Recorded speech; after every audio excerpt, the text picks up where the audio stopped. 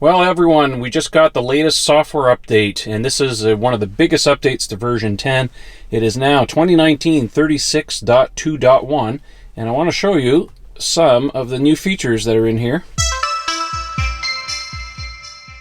So one of the first new features is automatic navigation. What is this? Well, when you have your calendar synced to your car, automatic navigation starts a route to a likely destination when you get in your car. So it basically looks at your calendar and will automatically type in the location that you're going to be going to. So this is a nice feature for those of you who get out to work in the morning and so on and so forth. Next feature is power increase. Well, I can't really test that today because, as you can probably tell, yeah, we have had a blizzard drop on us. Thank you, Minnesota. All right, we always blame Minnesota for bad weather. So scheduled departure, this is one of the craziest new features. Everybody's been asking about this. So what it does is that you can set a time for when you want to leave in the morning, and the car will take care of everything else. That includes heating up the battery, charging of the car, and one of the side effects, of course, is that it reduces your limited regen. Look at this. It's -3 outside today, and I have full regen on my car. I used this feature last night. Really, really nice feature, so very welcome to see that. So the new scheduled departure is a setting under your charge port, so just go in here, and under here you're going to set scheduled departure. So now you have a choice of off. You're going to start at a manual time just like you could before. Like in my case, I usually started at about 2 a.m. But now we have this new setting here where it says depart at. So in here, all you have to do is set the time you want to depart at, and the car will take care of the rest. Of course, you can set a particular time all week or weekdays, whatever. So play around with it, but this will largely take care of making sure that your car is warm, your battery's conditioned, and your limited regen in the colder months is largely taken care of. It's almost a thing of the past. Stopping mode, I'll talk about that here in a second.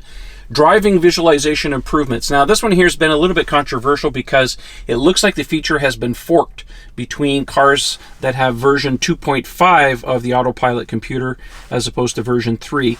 What it basically does is that here in the display it will display construction zone cones and the like. So apparently you need hardware 3, which my car thankfully is equipped with, in order to see that. Why they forked it that way, I have no idea. Hopefully Tesla will implement it on hardware 2.5 cars. But again, I have no idea why they would do that for people. So here's the big one, stopping mode. This is a big feature. This is one everybody's been looking forward to, including myself. Now, if you've driven other cars other than Teslas, you'll know that there is something called one-pedal driving. Nissan Leafs have it. Cars that have stronger regen, basically. BMW i3 has very strong regen. Essentially, what it allows you to do is you can drive your car with basically almost never touching the brake pedal, which is a great new feature. So I'm going to turn that on here.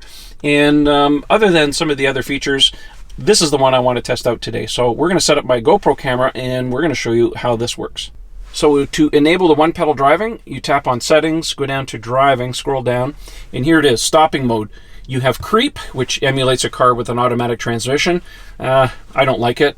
You have the regular roll mode, and then you have the hold mode. This is the one that enables the one-pedal driving. So let's go and give it a go. Let's just say it's a very good thing that I put my snow tires on. We don't get this kind of weather until usually late December. So this is a good opportunity for me to get out on the roads and test out this new one-pedal driving mode. If you've never experienced it on other EVs, it's truly wonderful. Let's see how Tesla did it here. I'm letting go to the accelerator. Oh yeah, the regen is so much stronger. And 0 and hold. Oh, lovely. So it's going to take me a little bit to get my driving mode readjusted. I'm used to having it on, standard regen, which of course there's a rollout and then you stop. But in this case, I'm going to have to learn how to use this a little bit better. So there's a little bit of an unlearning to do. If you've been operating your car in standard regen mode there for a while, you will have to adjust a little bit, but it doesn't take very much. Now, whether Tesla uses the brakes in this new mode, I can't say for sure, and there's no way of really knowing. The fact that it actually goes into hold mode tells me, at least at the last part, that they are indeed applying the brakes. If they're like the Nissan e-pedal, as they call it, it's a blend. So maybe Tesla's using brakes, I don't know, but this is nice. I haven't used the brakes at all this morning. This is wonderful. Well, I have to say, call me impressed. Why it took Tesla so long to implement one-pedal driving is beyond me, but man, is it lovely to have. Let's try it in reverse and see if it's any better or any different. Oh, it's definitely stronger in reverse as well. You actually have to keep your foot on the accelerator to keep the car moving. Lovely. All right. I love it. It's a great feature. Everybody should turn it on. Turn it on, learn it. You'll love it. All right. That's it for today. Thanks for watching, guys. We'll talk to you soon.